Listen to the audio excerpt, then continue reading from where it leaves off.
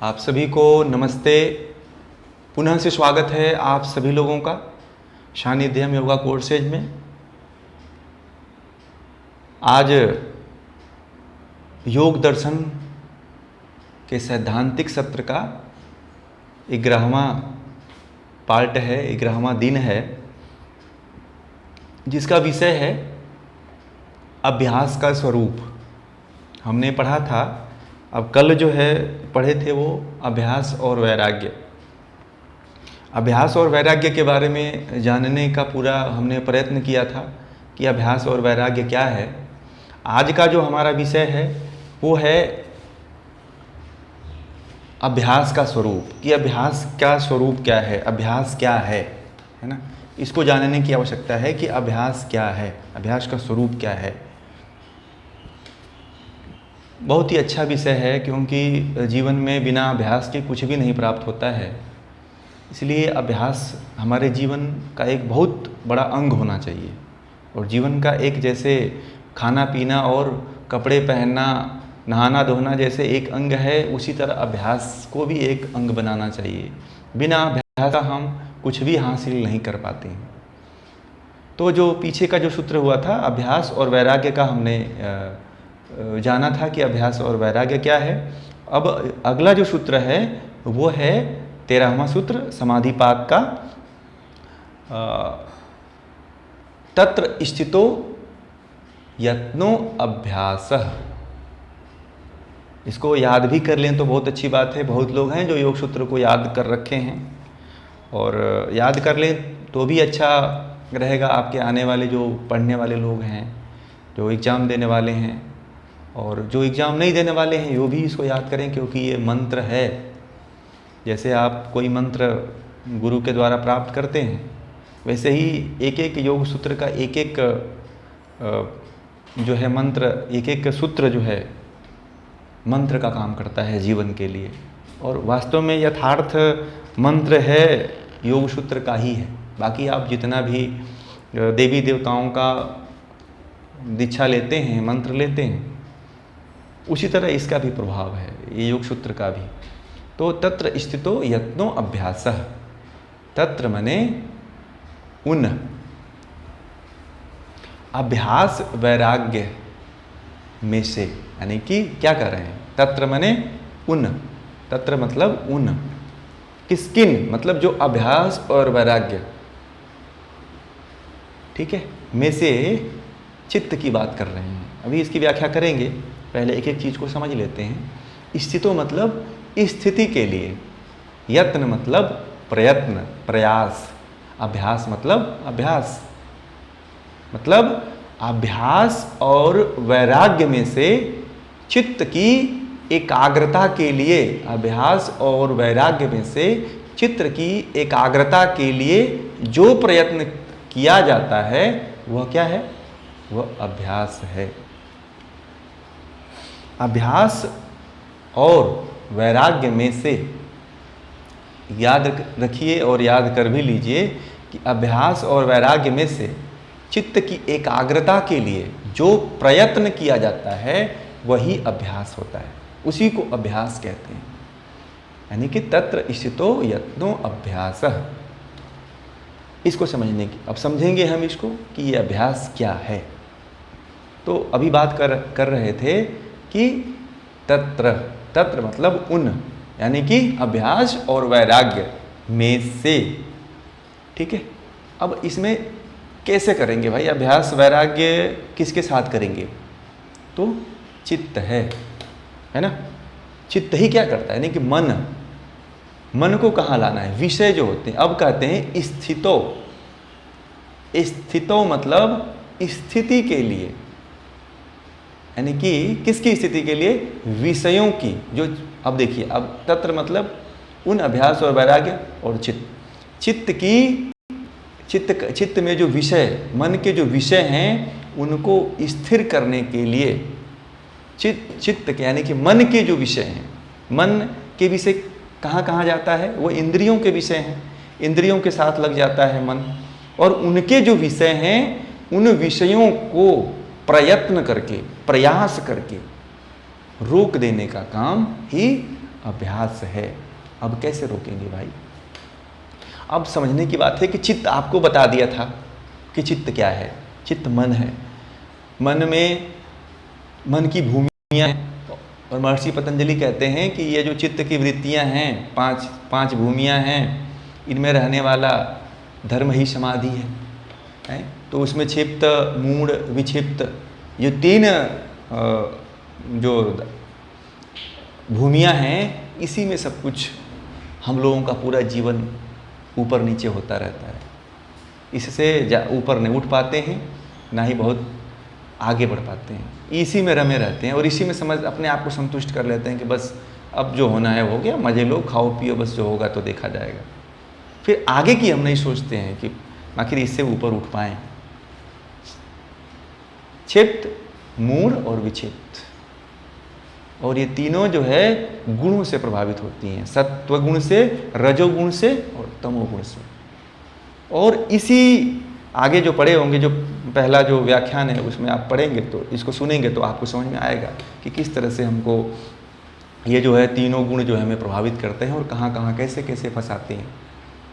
तो कहते हैं महर्षि पतंजलि ये कह रहे हैं कि इन विषयों को, चित्त के विषयों को प्रयत्न पूर्वक रोकिए। ऐसा नहीं है कि आप छोड़ दो। अब कुछ लोग कहते हैं ना कि मन को छोड़ दो, जो करना है उसको करने दो। ये बहुत बड़ी ये भ्रांति है। आप ये बताइए, एक उदाहरण मैं आपको देता हूँ, उस उदाहरण से थोड़ा सा आपको समझ में आएगा। सभी के पास आजकल मोटर गाड़ी है, किसी के पास 4 व्हीलर है, किसी के पास 2 व्हीलर है, किसी के पास साइकिल है। अगर आप गाड़ी में चाबी लगा करके चालू करके और छोड़ दो उसको, तो गाड़ी चलेगी क्या?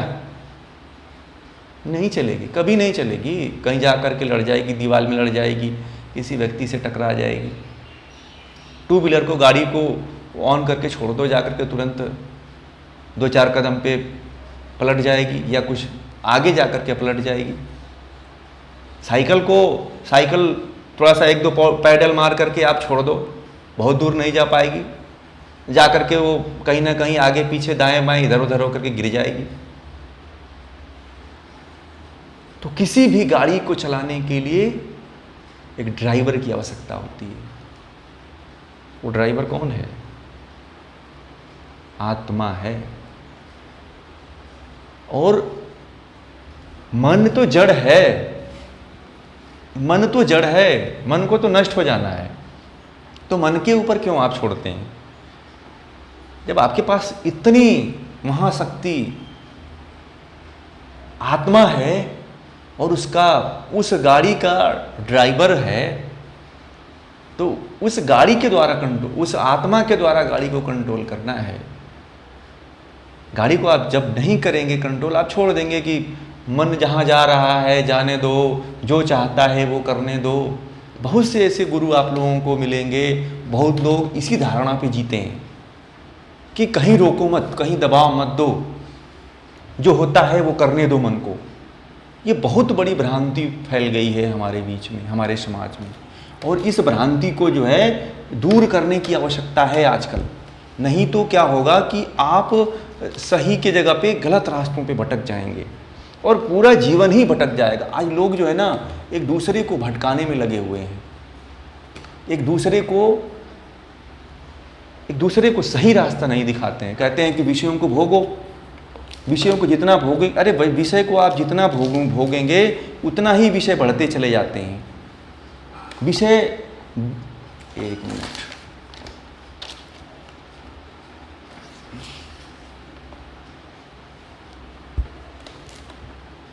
विषय को आप जितना भोगेंगे उतना ही बढ़ेगा, ये कम कभी नहीं होने वाला है।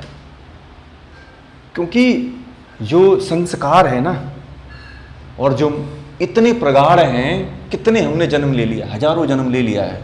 आज का जन्म थोड़ी है, कितनी बार जन्म ले लिए होंगे, कितनी बार हमारा पृथ्वी से आना आए होंगे, चले गए होंगे, दूसरे लोक में भी जन्मे होंगे, हैं कई जन्मों में, हजारों जन्म हमारे हुए होंगे, हमको पता नहीं है। और वो उन हजारों जन्मों के संस्कार हमारे पास है।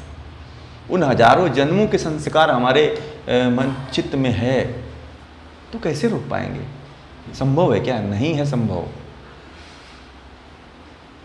आप मन के ऊपर मत छोड़िए, मन तो जड़ है, वो जड़ में ही लेके जाएगा आपको। आपको प्रयत्न करना पड़ेगा, और बहुत ही, और देखिए प्रयत्न कैसे होगा?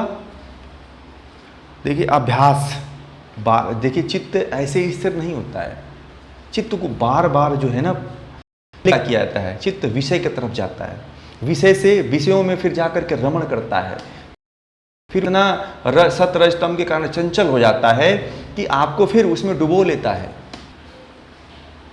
इतना होता, इतना उसकी तीव्रता होती है।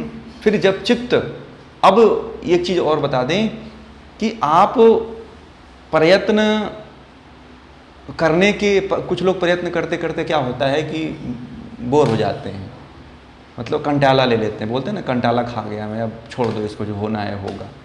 ऐसा नहीं करना चाहिए। उसके ऊपर आप छोड़ दिए तो फिर आपको और गर्त में लेके जाएगा वो। ठीक है, नहीं छोड़ना है भाई, प्रयत्न करते रहना है आपको। आपको मन कहीं भी जाता है तो उसके बार बार प्रयत्न करिए कि वहां ना जाए, उसको रोकने का प्रयास करिए। और प्रयास ही प्रयत्न है। महर्षि पतंजलि कहते हैं कि अगर प्रयत्न नहीं करते हो तो आप, इसका मतलब आप अभ्यास नहीं करते हो। प्रयत्न करना पड़ेगा आपको, और यही प्रयत्न ही अभ्यास है।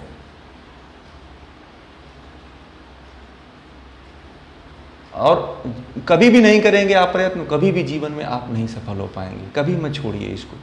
फिर जो है, अब देखिए, अब ये चीज कब स्थित होता है और प्रयत्न कब सफल होता है? कभी प्रयत्न देखा होगा ना, कभी कभी तो सफल हो जाता है, कभी कभी मन एकाग्र भी होता है। ये कब होता है? जब चित्त, कभी कभी जो देखा होगा ना, कभी कभी चित्त बड़ा ही अच्छा हो जाता है, बड़ा ही अच्छा, और मन को जब कंट्रोल कर लेते हैं। कभी कभी होता है, एक आध बार होता है दिन में 24 घंटे में, कभी एक आध बार हो जाए, नहीं तो वो भी नहीं होता है।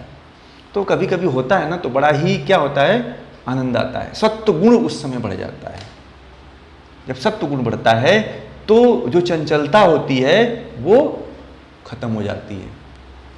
तमोगुण और रजोगुण का प्रभाव नष्ट हो जाता है जब सत्व गुण आता है। और जब सत्व गुण जब आता है तभी स्थिति बनती है। स्थिति मतलब जो विषयों की स्थिति है वो रुक जाती है। यानी कि जो चित्त की दौड़ जो होती है विषयों के प्रति, वो सत्व गुण के बढ़ने के कारण जो है रुक जाती है। ठीक है, और ये कैसे रुकती है? ये कैसे रुकती है? ऐसे थोड़ी रुक जाती है। इसके लिए आपको क्या क्या करना पड़ेगा और आपको बताता हूं, इसको समझिए। ये महर्षि व्यास भाष्य के द्वारा मैं आपको ये समझा रहा हूं। ठीक है, ये इसके लिए आपको क्या करना पड़ेगा? दृढ़ इच्छा। इच्छा होना बहुत जरूरी है। दृढ़ इच्छा होना चाहिए और प्रयत्न होना चाहिए, दृढ़ संकल्प होना चाहिए कि मैं आज जो है मन को जो है बाजार में लगे हुए समोसे की दुकान पे, जोमेटो के दुकान पे नहीं जाने दूंगा। जब आपने दृढ़ इच्छा कर लिया कि बाहर जो पानी पूरी के ठेले हैं, तो पानी पूरी के ठेले पे नहीं, मन को वहाँ से मैं हटा लूँगा, वहाँ नहीं जाने दूंगा उसको, तो फिर कर्म नहीं होगा, फिर मैं खाऊंगा नहीं। तो प्रयत्न करना है आपको। आपने देखा पानी पूरी का ठेला, फिर वहाँ पे जा करके आप खाने लगे, तो वहाँ तो प्रयत्न करना पड़ेगा आपकी। आप मन में सबसे पहले इच्छा रखिए कि नहीं, मुझे प्रयत्न करना है, मुझे अभ्यास को अपने जीवन में स्थिर करना है, तब जा कर के जो है अभ्यास को मैं प्राप्त कर पाऊंगा। इच्छा होनी चाहिए, किसी भी चीज़ को प्राप्त करने के लिए इच्छा होनी चाहिए। सबसे ये चीज़ देखने में आता है कि हम कोई भी कार्य बिना इच्छा के जाते हैं, बिना संकल्प के जाते हैं। जब हमारे पास संकल्प ही नहीं रहेगा, हमारे पास जब संकल्प ही नहीं रहेगा तो कोई भी कार्य कभी नहीं हम पूर्ण कर पाएंगे। तो क्या होना चाहिए? हमें इच्छा, दृढ़ इच्छा होनी चाहिए कि हाँ, मुझे अभ्यास, मन को विषयों की तरफ नहीं ले जाना है, मन को विषयों की तरफ नहीं दौड़ाना है, मन को विषयों से हटाना, जब जाएगा तो हम हटाना है, जब जाएगा तो हमें हटा लेना है, रोक लेना है उसको, यही प्रयत्न है। महर्षि पतंजलि कहते हैं कि यही प्रयत्न है। और यही प्रयत्न को क्या कहा है उन्होंने? अभ्यास कहा है कि जब जब जाए बाहर उसको रोक लो, बोले न मत जाओ भाई, उसको समझाना है। आगे के श्लोकों में फिर उसकी बात करते हैं। और देखिए इसके लिए इस स्थिति में, इस स्थिति को, जब ये स्थिति आपके अंदर उत्पन्न होती है ना कि अब मन दौड़ रहा है, तो क्या होना चाहिए? जब इच्छा आपके अंदर है कि हम नहीं जाने देंगे, तो इच्छा के साथ साथ आपको और भी एक चीज़ आती है। वो क्या आती है? उत्साह होना चाहिए कि मुझे अभ्यास, मन में एक महर्षि हठ प्रदीपिका में कहा है ना, योगी है ना, उत्साह शब्द का वर्णन है हठ प्रदीपिका में, आगे बताएंगे उसको। तो उत्साह होना चाहिए। अभ्यास को अपने जीवन में निरंतर बनाए रखने के लिए उत्साह होना बहुत जरूरी है। उत्साह इतना रहे कि एक क्षण के लिए भी शिथिलता ना आ पाए, एक क्षण के लिए भी आपका प्रयत्न न टूटे।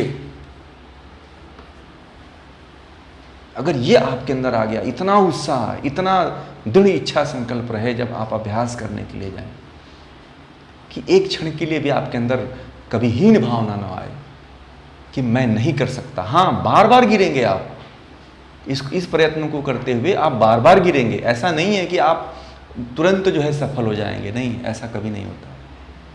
आप 1000 बार गिरिए, मगर अपने मनोबल को गिरने मत दीजिएगा।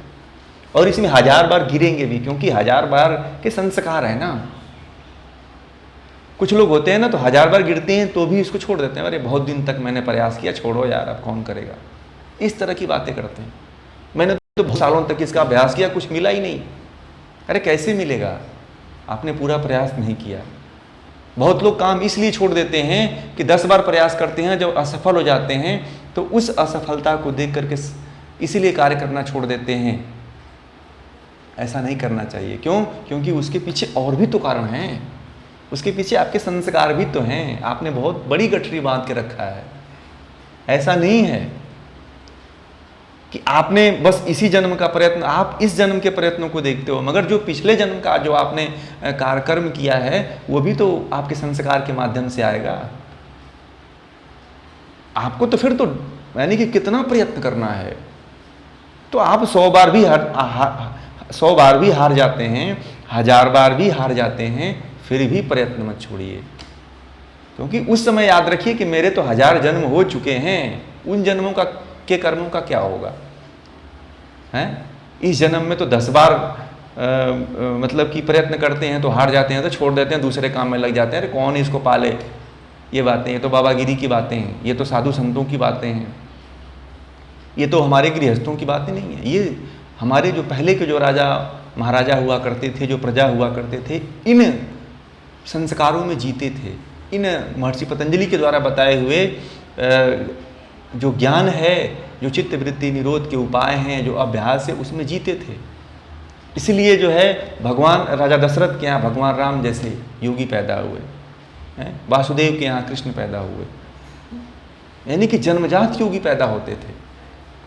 वो हमारी संस्कृति से, हमारी सभ्यता से वो पूरा विलुप्त हो गया, पूरा खत्म हो गया, क्योंकि अब वो वैसा योग बचा ही नहीं है कि उस तरह के योगी पैदा हों। भगवान हनुमान जी महाराज जी को देख लीजिए, वो भी जन्मजात योगी पैदा हुए थे, है ना।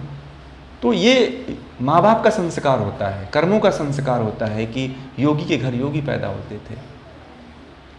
तो ये किसका? पहले के लोग अभ्यास करते थे, प्रयत्न करते थे। अब वो चीज़ खत्म हो गया है। अब हमें आवश्यकता है कि पुनः से इस चीज़ को स्थापित करें अपने जीवन में, अपने समाज में। अभ्यास और वैराग्य को उस दृष्टि से न लें कि एक सन्यासी बन जाएगा। लोग योग सूत्र पढ़ते हैं तो ये विषय मान लेते हैं कि ये तो सन्यासियों का विषय है, ये तो जो साधु सन्यासी जो झोला लेके घूम रहे हैं उनका विषय। अरे ये उनका विषय नहीं है, ये सबका विषय है, पूरे मानव कल्याण के लिए है, पूरे मानव जाति के लिए है। ये किसी एक व्यक्ति विशेष के नाम नहीं लिखा हुआ है। ऋषियों ने किसी एक व्यक्ति विशेष के नाम से नहीं लिख के गए हैं कि केवल इसको सन्यासी पढ़ेंगे और समझेंगे और इसको अपने जीवन में लाएंगे। महर्षि पतंजलि के किसी भी सूत्र में पढ़ लीजिए आप, कहीं किसी भी सूत्र में नहीं लिखा हुआ है कि किसी एक विशेष व्यक्ति के लिए है, किसी विशेष वर्ग के लिए है। उन्होंने पूरे विश्व के लिए ये ज्ञान दिया है। तो इस ज्ञान को अपने जीवन में, और इस ज्ञान को जब तक आप अपने जीवन में नहीं आप लाते हैं, कर्म के द्वारा, क्रिया के द्वारा, केवल सुनने से नहीं होगा, आप उसको प्रयोगात्मक रूप में भी लाइए, तभी आप इससे ऊपर उठ सकते हैं, तभी आप अभ्यास को प्राप्त कर सकते हैं। तो ये फिर जो है अगला जो सूत्र है उसमें महर्षि पतंजलि कहते हैं, ये तो यहाँ पे ये सूत्र अभ्यास का पूरा हुआ, अभ्यास किसको कहते हैं। फिर जो अगला सूत्र है 14वां सूत्र है, उसमें जो है महर्षि पतंजलि कहते हैं कि सौ तू दीर्घ काल निरंतर सत्कार सेवितो दृढ़ भूमि। अब ये कह रहे हैं कि स मने वह क्या, अभ्यास। अब देखिएगा एक एक शब्द पहले समझते हैं। स मतलब वह यानी कि अभ्यास, फिर तू मने परंतु, दीर्घकाल, दीर्घकाल मतलब लंबे समय तक, निरंतर मतलब निरंतर लगातार, सत्कार मतलब सत्कार श्रद्धापूर्वक है, फिर सेविता मतलब श्रद्धापूर्वक अनुष्ठित किया गया, अनुष्ठान किया हुआ, उसको क्या कहा है, दृढ़ भूमि मतलब दृढ़ आधार वाला। अब एक एक शब्द का ये अर्थ हुआ, अब इसका पूरा हम मिला करके इसका अर्थ को जानेंगे कि वह अभ्यास लंबे काल तक, अब कहते हैं कि वह तत्र मतलब वह अभ्यास लंबे समय, लंबे काल तक लगातार श्रद्धापूर्वक सेवन किया हुआ दृढ़ आधार वाला बन जाता है। यानी कि जब आप जो अभ्यास है ना, अभ्यास की बात अभी, आप अभ्यास क्या होता है, अभ्यास की बात आपने पढ़ा कि ये अभ्यास है, तो उसको कहते हैं कि ऐसे ही नहीं हो जाता है, उसके लिए बड़ा ही प्रयत्न करना पड़ेगा। तो कहते हैं कि वो जो अभ्यास है ना, वो लंबे समय तक लगातार, यानी कि उसमें टूट न हो। मैंने बताया ना कि उसमें आपके अंदर इतना उत्साह होना चाहिए, इतना उमंग होना चाहिए कि एक क्षण के लिए भी न टूटे, एक क्षण के लिए भी निराशा न आए। अगर बार बार भी वो अगर अभ्यास टूटता है तो बार बार प्रयत्न करिए, फिर भी आपके मन के भीतर निराशा नहीं आनी चाहिए। तो कहते हैं ना महर्षि अगले सूत्र में कह रहे हैं कि लंबे समय तक निरंतर लगातार क्या होना चाहिए, सत्कार। किसका, अभ्यास का। आप सेवा सत्कार करते हैं ना, कोई आपके घर आता है, कोई आपके घर आता है, कोई मेहमान आ गया तो उसका क्या कर, सेवा सत्कार करते हैं। तो अभ्यास को भी महर्षि पतंजलि कह रहे हैं कि उसका भी सेवा करो, उसका भी सत्कार दो उसको। और यही नहीं, सत्कार के वो कहते हैं कि सत्कार कैसा होना चाहिए, श्रद्धापूर्वक होना चाहिए। अब कोई आए मेहमान तो उसे आप बिना श्रद्धा के मेहमानबाजी करेंगे तो वह नहीं जान जाएगा कि हमारे ऊपर अश्रद्धा का भाव दिखा रहा है, हर व्यक्ति समझ जाता है। तो अभ्यास भी कैसा होना चाहिए, श्रद्धापूर्वक होना चाहिए। वो कैसा होना चाहिए, श्रद्धापूर्वक अनुष्ठान के रूप में होना चाहिए। अनुष्ठान का मतलब क्या होता है, अनुष्ठान करते हैं ना आप लोग, पूजा पाठ करते हैं, व्रत रखते हैं, यज्ञ करवाते हैं, गीता पाठ करवाते हैं, बहुत बड़े बड़े अनुष्ठान रखवाते हैं लोग। घर में किसी के घरों में देखिए जो आध्यात्मिक लेवल के हैं, जिनका अध्यात्म का स्तर जिनके यहाँ बढ़ा हुआ है, चाहे हर वर्ग का लोग, कोई ना छोटा से लेकर के बड़े स्तर तक अनुष्ठान करता ही है। तो एक अभ्यास भी ना कैसा होना चाहिए, सत्कार पूर्वक होना चाहिए, है उसमें सत्कार होना चाहिए। जैसे हम किसी अतिथि की सेवा करते हैं उसी तरह सत्कार होना चाहिए, और उस सत्कार के साथ साथ उस अतिथि के प्रति श्रद्धा होना चाहिए। और यही नहीं, महर्षि पतंजलि ने कहा कि श्रद्धा के साथ, श्रद्धा ऐसी हो कि लगे कि अनुष्ठान हम कर रहे हैं। और वास्तव में पूजा जो है ना, यही है जो आप अभ्यास है ना, इसको महर्षि पतंजलि ने कहा कि ये अनुष्ठान है। ये इसको मत समझ लेना कि जो मन और इंद्रियों के द्वारा हम कर रहे हैं ये पूजा नहीं है। जो वास्तविक अनुष्ठान है ना, यही है। बाहरी जो आप करते हैं, अनुष्ठान करते हैं, जिसको आप नाम दिए हैं अनुष्ठान का, वो तो कर्मकांड है। कर्मकांड केवल मन को संतुष्ट कर सकता है, समाज को एकजुट बना सकता है, समाज को अध्यात्म का, ज्ञान का माहौल दे सकता है। अगर आंतरिक रूप से, बाह्य रूप से सबल बना सकता है, आंतरिक रूप से नहीं बना पाता है। इसलिए महर्षि पतंजलि कहते हैं कि अभ्यास का क्या होना चाहिए?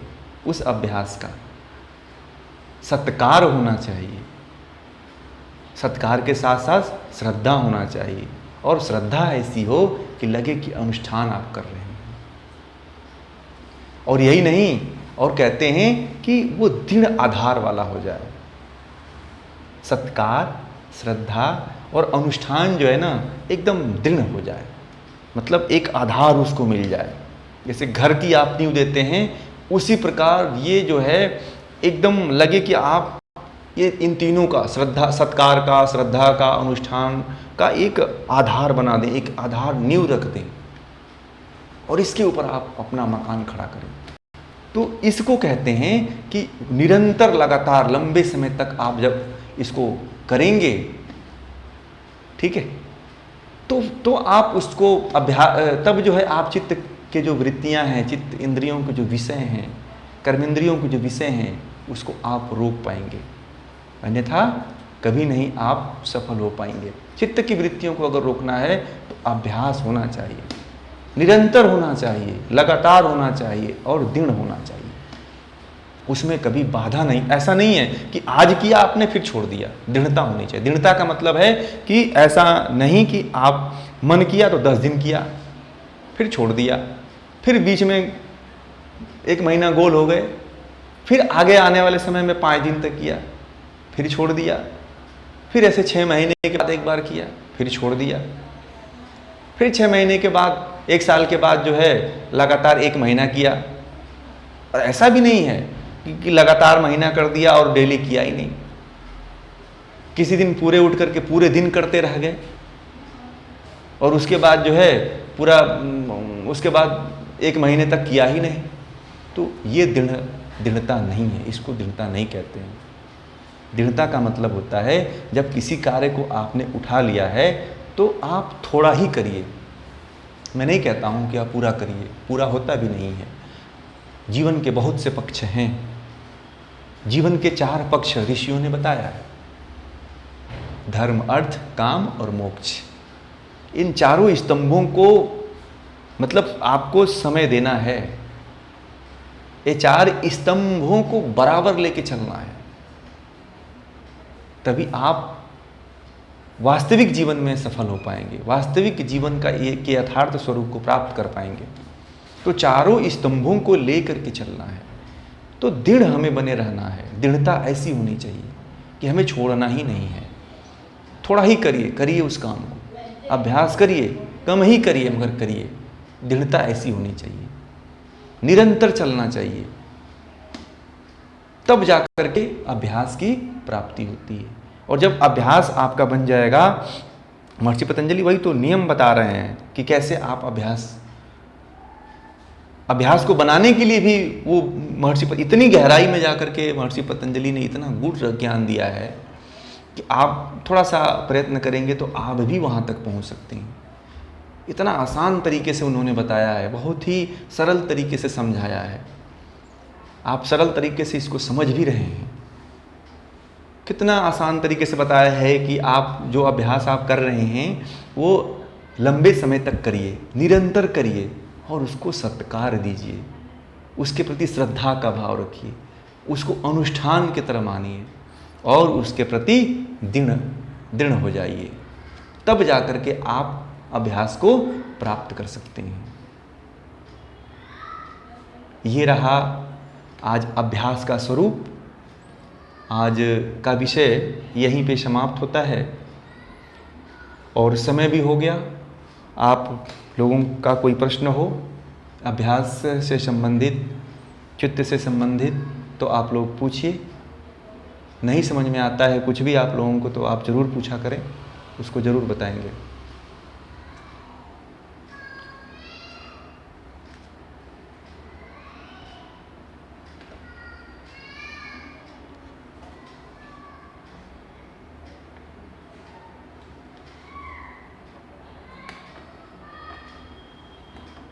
हाँ हाँ, प्रणाम प्रणाम।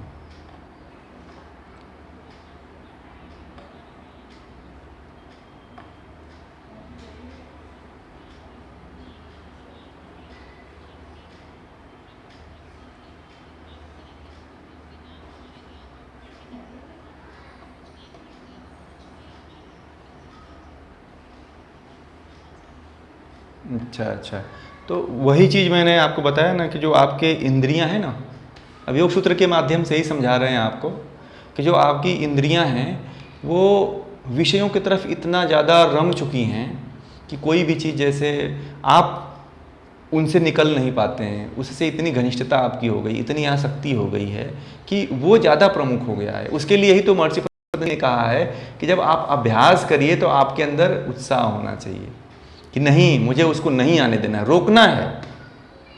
आप जब भी बैठिए ना पढ़ने के लिए तो आपको बार बार आपका मन भटके ना, तो फिर आप शुरू से पढ़ना शुरू करिए, फिर से शुरू करिए, बार बार प्रयत्न करिए।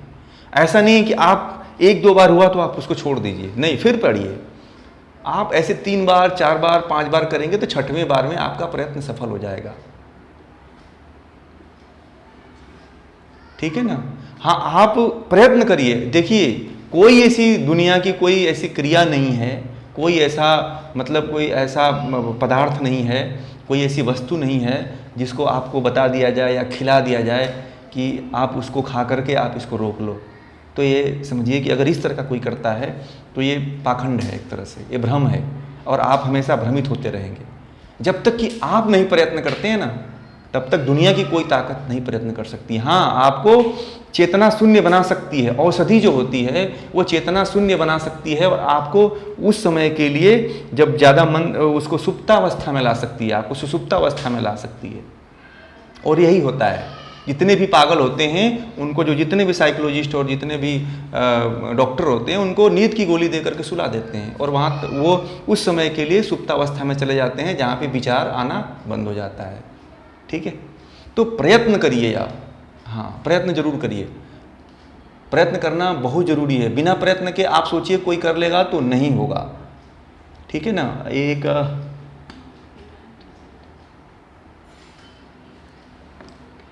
अभी अभ्यास के जो एक लोगों का प्रश्न है कि अभ्यास के कितने सूत्र हैं।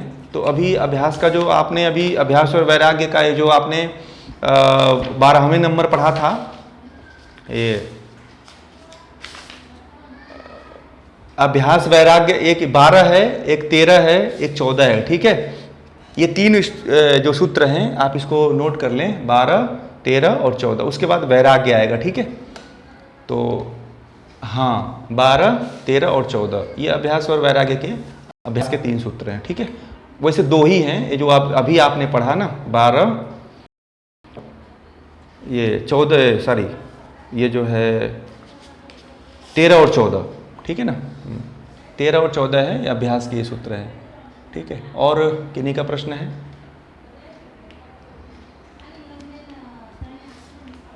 अभी कोई जुड़ रहे हैं, बहुत ही लेट में जुड़े हैं जब इंड हो रहा है, तो चलिए उनको भी बहुत बहुत धन्यवाद है। आप सभी लोगों का आभार है कि आप लोग इतनी तन्मयता के साथ और हमारे साथ जुड़ रहे हैं, इसके लिए आप सभी लोगों का बहुत बहुत आभार है, धन्यवाद है। ऐसे ही बने रहें, वैसे जुड़े रहें। और शुक्रवार से जो है, शुक्रवार से मनोविज्ञान की क्लास चलेगी, तो उसका हम कल समय डिसाइड कर लेंगे कि कितने बजे से चलेगी। तो मनोविज्ञान आज जो नेट और जेआरएफ के जो विद्यार्थी हैं उनके लिए बहुत ही ज़रूरी है। तो और मनोविज्ञान को समझना आज के परिप्रेक्ष्य में बहुत ज़रूरी है, क्योंकि जो है मानसिक रोग, कोरोना को लेकर के मानसिक रोग बहुत ज़्यादा बढ़ गए हैं। समाज में आत्महत्याएं ज़्यादा हो रही हैं, एक दो आप देख रहे हैं बड़े प्रतिष्ठित लोग भी आत्महत्या करने के लिए उतारू हो जा रहे हैं। तो ये सारी परिदृश्य को देखते हुए मनोविज्ञान को समझना बहुत ज़रूरी है। और रोग पागलपन की स्थिति तक भी लोग पहुंच जा रहे हैं।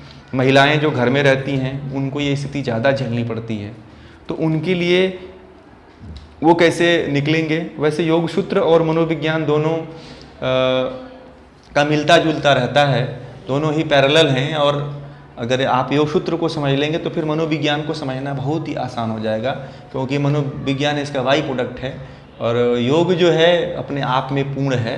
तो पहले आप योग सूत्र को भी समझते चलेंगे और मनोविज्ञान को समझेंगे तो फिर आपको बहुत ही आसान हो जाएगा जीवन को जीना।